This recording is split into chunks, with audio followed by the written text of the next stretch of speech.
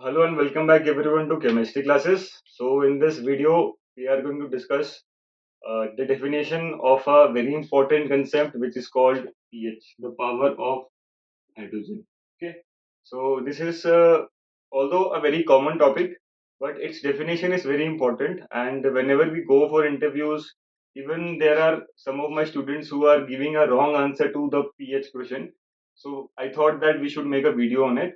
So when we talk of pH, what the mistake generally everybody is doing is that they are writing it as log of minus log of concentration of H plus ion.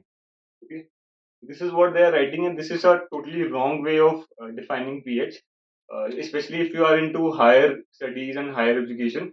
Because what happens is that whenever we are measuring a pH of any solution, we are generally actually not measuring the concentration. We are actually measuring how much of H plus is actually doing the work, or how much of H plus is actually active. So we have to define, and it is very logical and scientific to define pH as log of activity of H plus ion instead of concentration of H plus ion. So why is it important? Because generally what we do is when we're talking of concentrations, we generally talk of chemical reactions. So chemical reactions one way or the other proceed in one direction. And once you're consuming the product, the reactant is automatically getting into the product and ultimately getting consumed. Okay.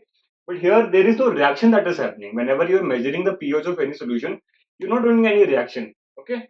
So you have to be specific into mentioning that whatever you are measuring is not the concentration of H plus but the activity of H plus. So let us define, let us see why is it important कि हमको activity क्यों बोलनी है और concentration क्यों नहीं बोलनी है. देखिए, supposedly we talk of ourselves, ठीक है.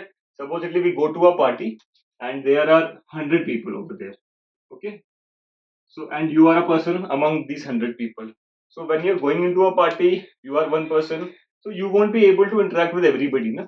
There will be some people who are interacting with themselves. There are some people who are busy with their phones, talking to someone else. Same is the situation, same is the scenario when we are talking of H plus concentration. So, there will be certain H plus, like supposedly if there are 100 H plus in a given solution. Okay, there will be some H plus who are occupied, who are being surrounded by water. There will be some H plus who are basically surrounded by the negative ion which will be present. Supposedly, if we're taking HCl the solution, so there will be Cl minus also. Okay, that is a negative ion which is present in the solution. So this Cl minus would inhibit the movement of H plus ion. So effectively, there will be lesser H plus ion which are available into the solution, which will be doing the main work of H plus ion. Okay, so 100 में से just take into account 190 H plus ही हमारे पास available होंगे जो actually में H plus का काम कर सकते हैं. अदरवाइज जो बाकी के H plus हैं, either they are surrounded by so much of water, so much of the solvent that they are not able to perform their activity, or they are surrounded by the negative charge in the solution. ठीक है, तो जैसे जैसे concentrations बढ़ती जाएंगी, maybe they are among them frictioning, there is a friction among them, so that is would be a reason कि वो available ना हो. तो इसीलिए important ये है कि कितने available हैं. तो हम जब भी activity की बात करते हैं, activity जो होती है वो basically effective concentration होती है. Okay, effective concentration. So ये important है, जब भी हम pH की definition define करेंगे, pH को define कर रहे हैं, तो important है कि हम effective concentration की बात करें, normal concentration की बात ना करें. और effective concentration which is E और the activity is actually कितना हमारा उसका coefficient of activity है और कितना हमारा concentration है. ठीक है, concentration of the any H plus ion. ठीक है, और जनरली जो एक्टिविटी और कोएफिशिएंट है वो 1 या 1 से कम रहता है. तो जो आपकी एक्टिविटी रहती है वो जनरली कॉन्सेंट्रेशन से कम ही रहती है. तो ये एक इम्पोर्टेंट कंसेप्ट है. सेकेंड चीज जो हमें भी डाउटफुल रही है काफी टाइम तक, वो ये है कि अब हम जब पीएच को डिफाइन कर रहे हैं ना, तो दो तरीके से लोग पीएच को डिफाइन करते हैं. ठीक है, जब भी हम एक्टिविटी की बात करें तो दो तरीके से पीएच को डिफाइन कर रहे हैं. एक तो pH is equal to minus log of activity of H plus ion, and major books write it like this also. Log of activity of H3O plus. Okay, instead of writing H plus, they will write H3O plus. अब ये क्यों important है? देखिए, जब भी हम aqueous media की बात कर रहे हैं, ठीक है, जब भी हम एक्वस मीडिया की बात करें तो H plus as such exist नहीं करता, ठीक है। जो H प्लस है वो कैसे एग्जिस्ट करता है, वाटर हाइड्रेटेड, ठीक है। और ऐसे H3O प्लस के फॉर्म में भी एग्जिस्ट नहीं करता, वो हायर क्लस्टर्स के फॉर्म में एग्जिस्ट करता है, जैसे H4O9 प्लस के फॉर्म में एग्जिस्ट करता है, but still the lowest cluster is H3O plus. और ये डेफिनेशन बहुत जगह पर लोग यूज करते हैं, ये हम यूज कर सकते हैं but only when there is water hide, हम तब ये यूज कर सकते हैं ओनली जब हम हाइड्रेशन कर रहे हैं, ठीक है, जब वहां पर वाटर हाइड्रेशन है या फिर सॉल्वेशन हो गया है उसका, ठीक है। बट अगर सपोजिटली हमने एक ऐसे सॉल्यूशन का पीएच निकालना है जिसका सॉल्वेंट वाटर नहीं, ठीक है, मतलब पानी उसका सॉल्वेंट नहीं है, हम अमोनिया का सपोजिटली हाइपोथेटिकली निकाल सकते हैं कि हमने अमोनिया को लोअर टेम्परेचर में लेकर हायर प्रेशर में जाके कंडेंस किया और हम उसका पीएच निकाल रहे हैं। हो सकता है there will be some dissociation obviously, तो अगर हम उसका पीएच निकालेंगे तो उस समय तो वाटर है नहीं, तो उस समय तो हम ये रिप्रेजेंट नहीं कर सकते, ठीक है, बट उस समय हम इससे रिप्रेजेंट करेंगे, ठीक है। तो जनरल डेफिनेशन यही रहेगी, pH is equal to minus log into activity of H plus ion. But अगर एक्वस मीडिया, और मोस्टली एक्वस ही होता है क्योंकि water is a very polar solvent and it is a very common solvent, ठीक है, तो ये यूज होता है, बट जनरली ये यूज होगा। अगर पानी एज अ सॉल्वेंट यूज हो रहा है तो आप इसको यूज कर सकते हो। और ये भी ध्यान रखना है कि H3O प्लस भी एज सच बहुत कम ही एग्जिस्ट करेगा, वो हायर क्लस्टर्स में ही वाटर एग्जिस्ट करता है, मतलब ऐसा नहीं है कि H प्लस केवल एक वाटर से हाइड्रेटेड है, H प्लस मैक्सिमम 4 वाटर से भी हाइड्रेट हो सकता है और वाटर से भी हाइड्रेट हो सकता है। तो हमें ये रिप्रेजेंट करना है कि हाइड्रेटेड वाटर रहेगा, हाइड्रेटेड H प्लस रहेगा, ठीक है।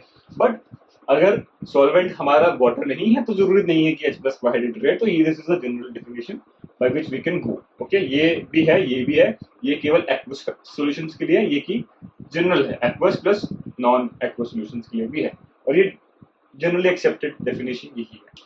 सेकंड चीज जो हमें और ध्यान में रखनी है जब हम पीएच की मेजरमेंट कर रहे हैं, खास तौर से क्योंकि जब मैं अपने स्टूडेंट से क्वेश्चन पूछता हूँ तो they generally give us a wrong answer.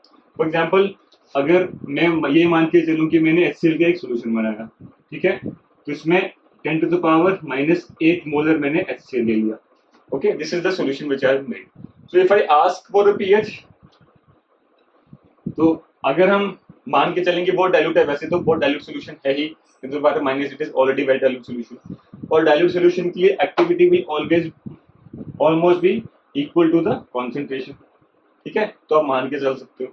तो जब भी लोग डिफाइन करते हैं minus log of 10 to the power -8, और इसका आंसर ऐसे करते हैं pH is equal to 8, which is wrong because जब एसिड ही है और 25 डिग्री सेल्सियस पे दिया है मैंने, ओके, जब एसिड ही है तो pH cannot be more than 7, neutral pH 25 degree पे तो 7 होता है, तो जब एसिड है तो pH 8 तो आ ही नहीं सकता, तो 10 to the power -8 molar HCl के लिए pH कभी भी 8 नहीं होगा, ओके। अब कैसे इसको निकालेंगे और क्यों कंट्रीब्यूशन आ रहा है, हम एक्वस मीडिया की बात करते हैं हमेशा, तो यहाँ पर कंट्रीब्यूशन आ जाता है वाटर का, ठीक है। अब हमको पता है कि वाटर जो है वो भी डिसोशिएट करता है किस फॉर्म में, H प्लस और OH माइनस के फॉर्म में, ठीक है।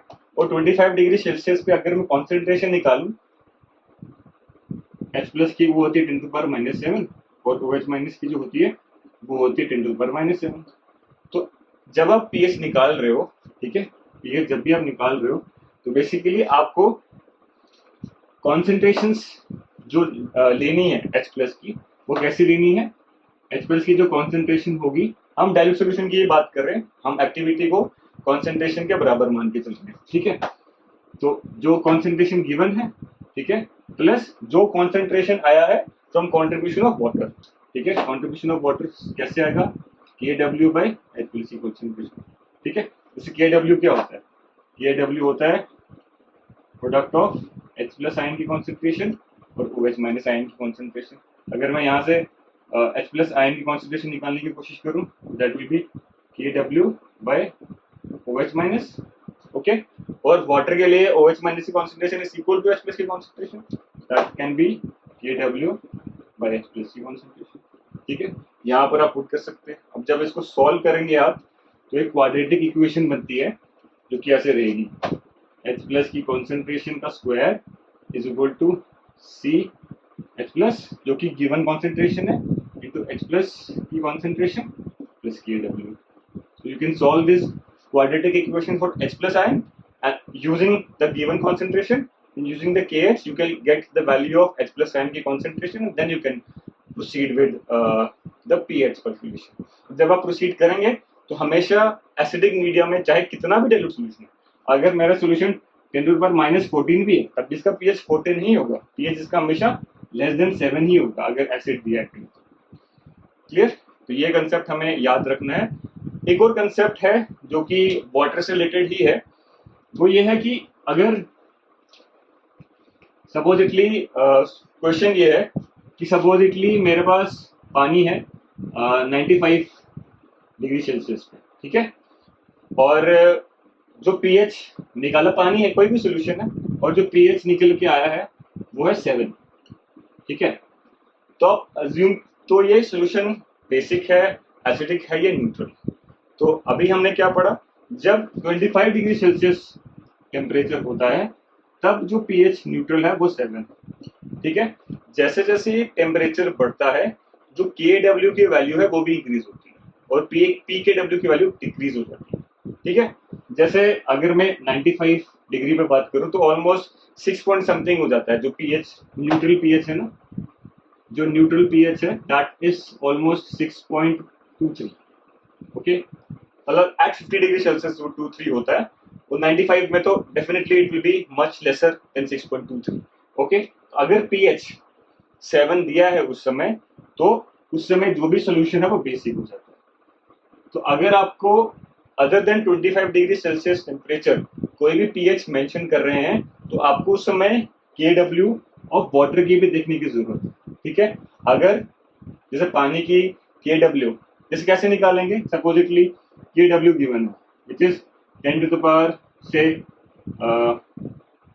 -13 पॉइंट समथिंग, ठीक है, ऐसे दिया होगा अगर के की पावर, ठीक है। तो आप कैसे निकालेंगे neutral pH, basically 13.6 divided by 2 कर देंगे तो वो आपको न्यूट्रल पीएच दे देगा, ठीक है।